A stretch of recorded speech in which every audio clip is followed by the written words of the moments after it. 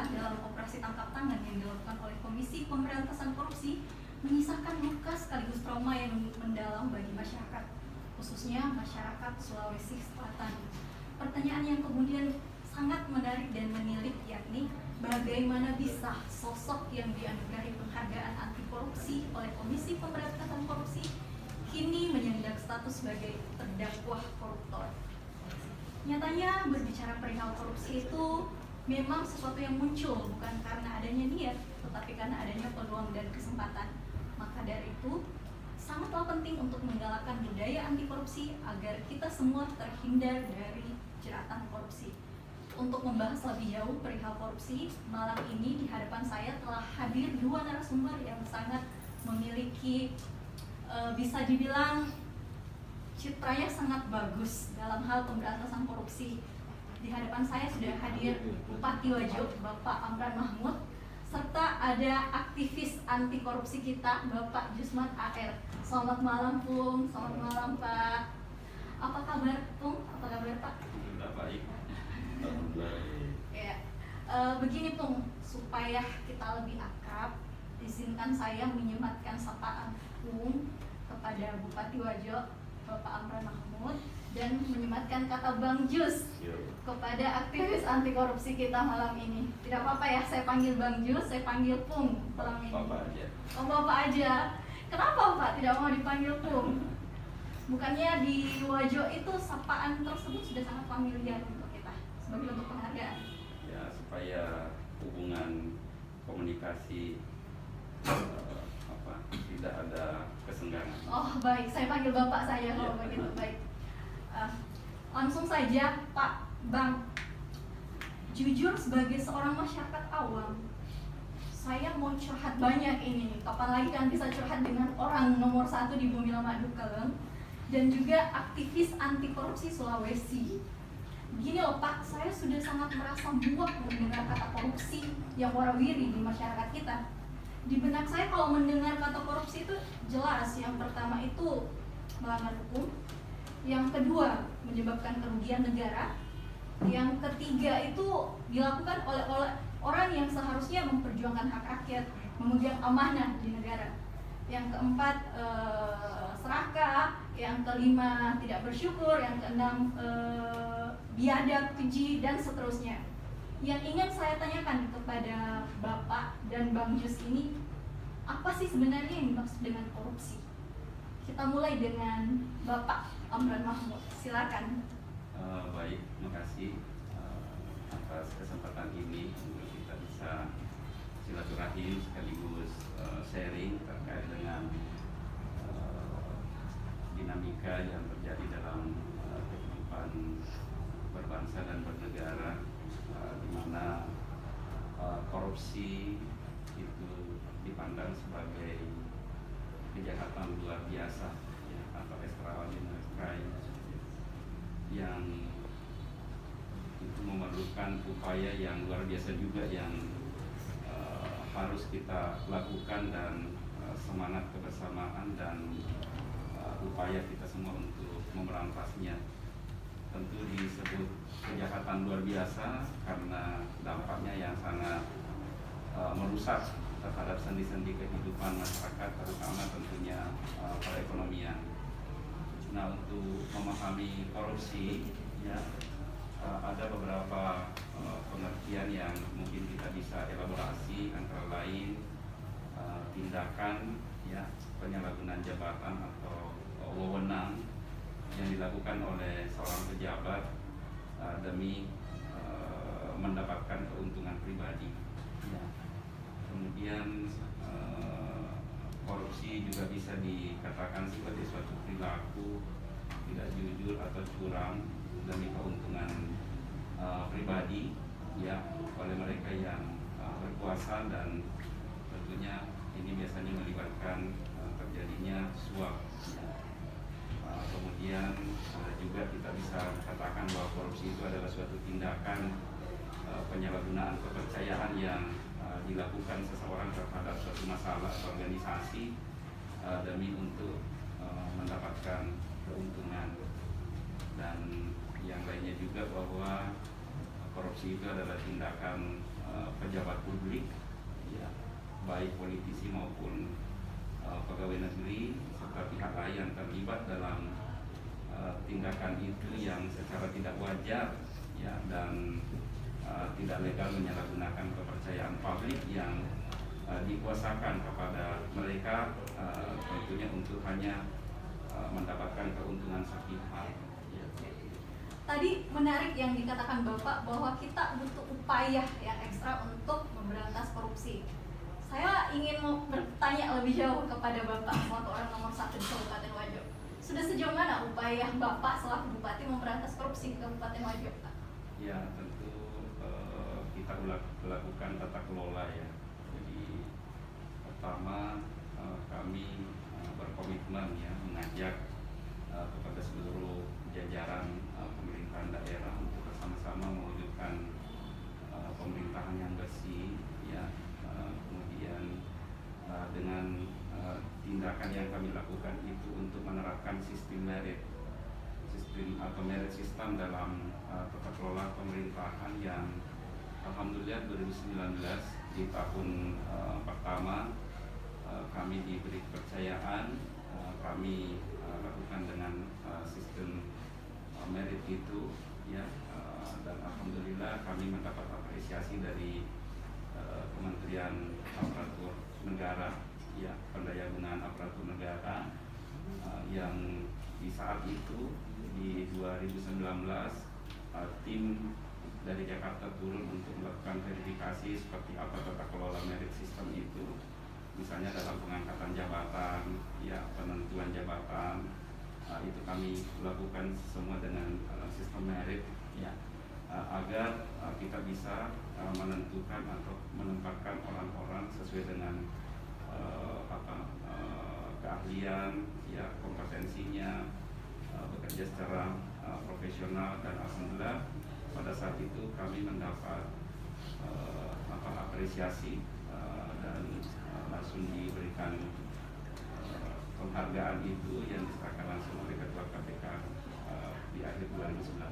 Jadi bisa dikatakan bahwa Wajo ini sudah bebas dari korupsi, kolusi, dan nepotisme, ya Pak, ya?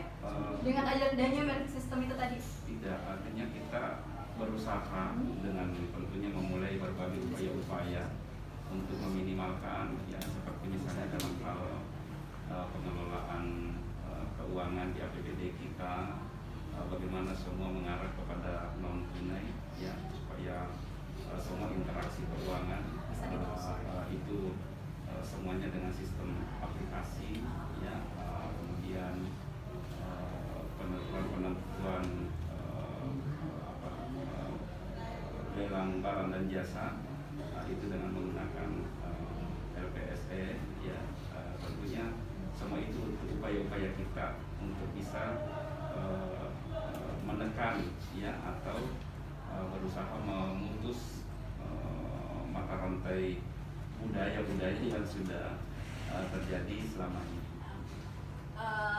Masih ada lagi nih Pak, kan tadi udah dijelaskan upaya pemberantasan korupsinya.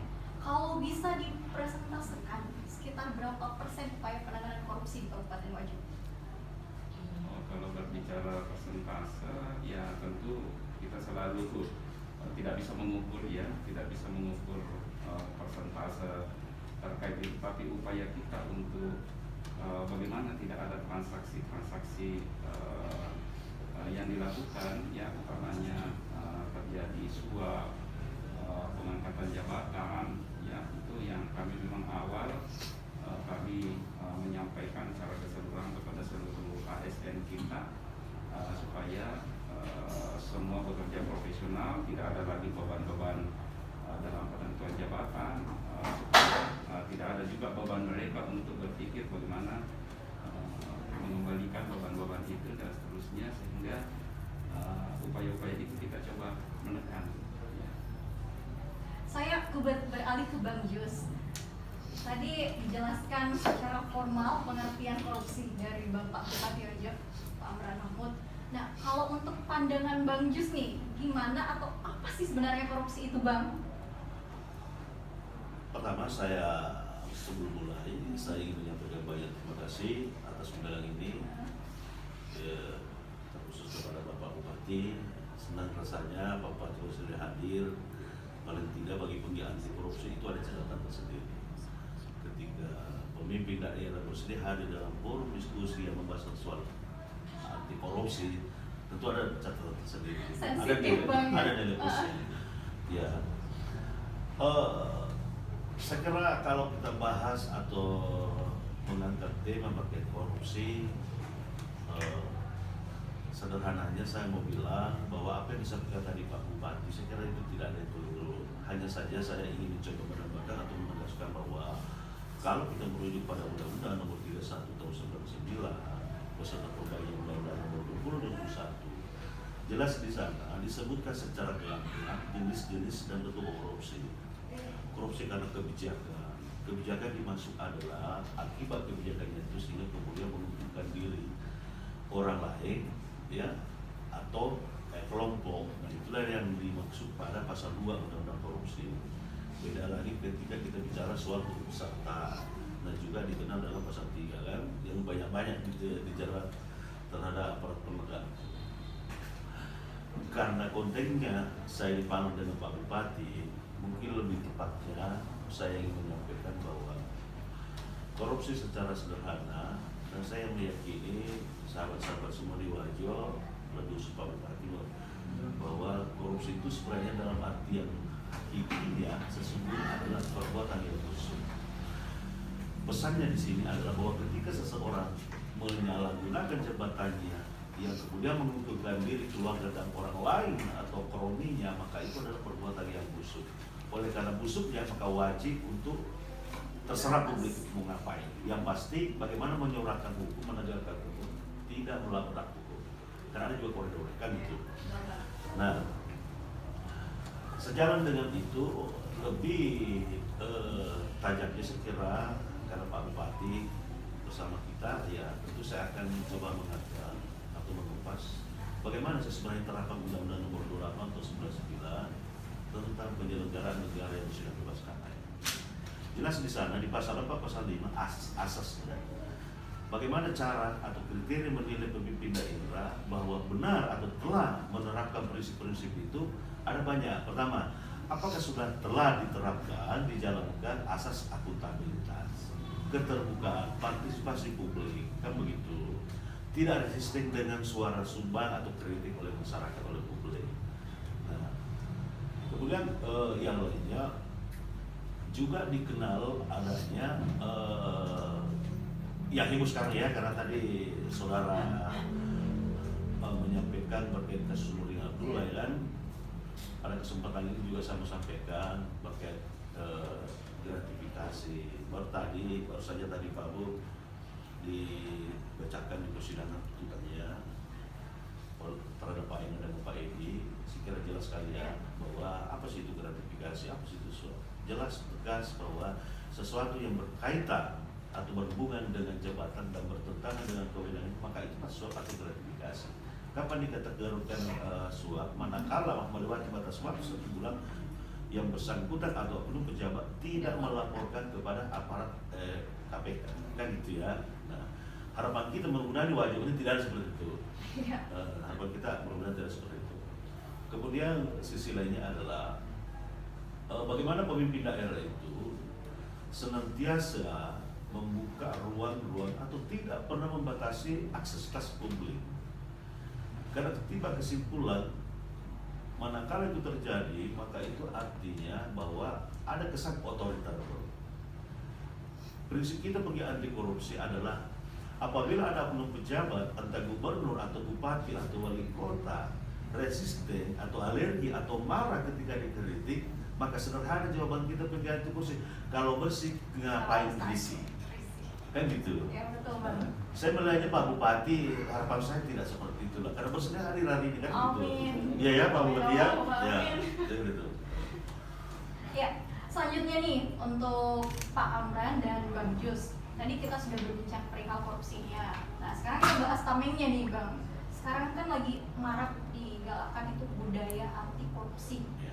Dimana harusnya kebiasaan yang mulai dari berbohong, menyontek, menerobos lampu merah itu harus dihapuskan karena itu akar dari terjadi korupsi.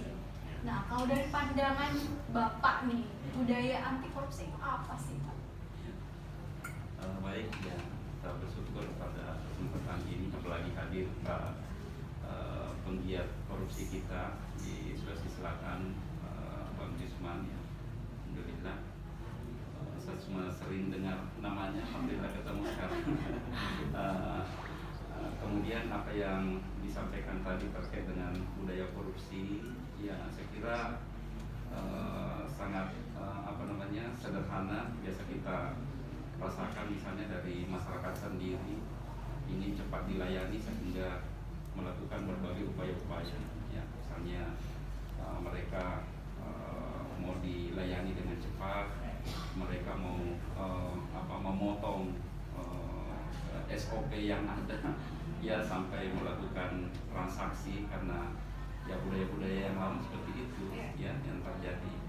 Makanya kita berusaha bagaimana menghilangkan semua tadi apa yang disampaikan Mbak Jusman tadi, bahwa bagaimana akuntabilitas kita dalam pelayanan, ya keterbukaan, transparansinya, ya kemudian apa yang sudah kita terapkan di situ, cuma itu saja, tidak boleh ada lagi yang lain, ya cuma itu memang tantangannya berat baik di pihak masyarakat dengan berbagai upaya tadi yang saya katakan bahwa mereka mau dengan proses cepat akhirnya melakukan pelicin atau apalah namanya KKN, cari orang yang dekat dengan Pak Bupati misalnya, cari keluarganya, cari orang yang sering komunikasi. Itulah kita tantangan berat yang selalu kita hadapi, sehingga ya sedikit demi sedikit ya mudah-mudahan itu bisa kita tekan dan cari solusi seperti apa lagi. Cuma memang sangat berat ya, seperti saya dalam yang sudah mengalami ya dengan segala tantangan yang ada, tetapi ya saya kira banyak inspirasi-inspirasi yang seperti yang dilakukan oleh Baharudin Lopa ya, yang menjadi inspirasi kita orang Sulsel. Bagaimana beliau dengan kesederhanaannya, bagaimana dengan komitmennya, bagaimana dengan satunya kata dan perbuatan dan seterusnya. Ya saya kira itu menjadi pembelajaran buat kita orang Sulawesi. Menarik yang Bapak sampaikan tadi perihal sikap masyarakat yang katanya ingin menerobos SOP dan sebagainya. Nah itu sebenarnya masuk budaya korupsi. Tapi kalau saya kaitkan dengan pertanyaan saya tadi, budaya anti korupsi yang kita ciptakan di Baju ini, bisa dikatakan Bapak lebih memilih mengikuti prosedur yang ada daripada mempercepat itu, karena itu berpotensi menimbulkan korupsi, begitu ya Pak ya? Sebenarnya tidak seperti itu. Kita kan sekarang ini berusaha juga untuk memberikan pelayanan yang cepat. Cuma itu tadi yang saya katakan bahwa kadang-kadang sudah ada SOP yang kita ini, terus tiba-tiba ada orang yang ingin dengan segala upaya ya, karena mungkin dengan budaya-budaya sebelumnya ya, kebiasaan yang sebelumnya yang selalu mau diterapkan seperti itu ya, itulah dia lakukan KKN, siapa dekatnya Pak Bupati, siapa keluarganya sebisa hubungi, ya siapa yang supaya urusan saya ini bisa cepat selesai ya, macam-macam lah dalam keseharian yang kita alami begitu. Tapi misal nih Pak, kalau udah ketahuan ada yang begitu lewat jalur keluarga Bapak, coba melobi atau mempercepat urusannya, respon Bapak bagaimana terkait hal itu? Ya tentu selalu berusaha bagaimana mendudukkan yang proporsional, ya selama itu memang masih bisa ditolerir, tidak merusak sistem, kemudian tidak ini ya, saya kira dalam kehidupan ini ya mungkin itu selama tadi tidak merusak sistem yang kita sudah ini. Tetapi kalau sudah menodai daripada apa yang seharusnya dan sepatutnya, saya kira ini tantangan besar ya, karena pasti juga kita akan hadapi kekecewaan dari keluarga kita sendiri, dari orang dekat kita sendiri. Itu sudah menjadi makanan sehari-hari saya ya dalam menghadapi begitu ya, tetapi ya konsekuensinya begitu ya. Jadi bisa dikatakan kita masih melihat situasi dan kondisinya Pak ya, selama itu tidak tidak terlalu fatal melabrak aturan ya bolehlah sedikit. Ya, artinya selama tadi tidak merusak tatanan yang ada. Iya. Ya, baik. Nah untuk Bang Jus nih Bang, kalau untuk budaya anti korupsi Bang, pandangan Abang artinya apa sih itu Bang budaya anti korupsi? Budaya anti korupsi ya bagaimana menanamkan ini dalam perilaku. Kalau orang bukis sejalan taruh ada taruh jauh kan itu ya yang sering kita dengar. Hanya kadang-kala memang masih terlihat kesulitan untuk menerapkannya, mengimplementasikannya, entah karena faktor apa. Nah makanya dalam pemberantasan korupsi itu hal yang harus dikenal adalah ada upaya pencegahan, ada upaya penindakan.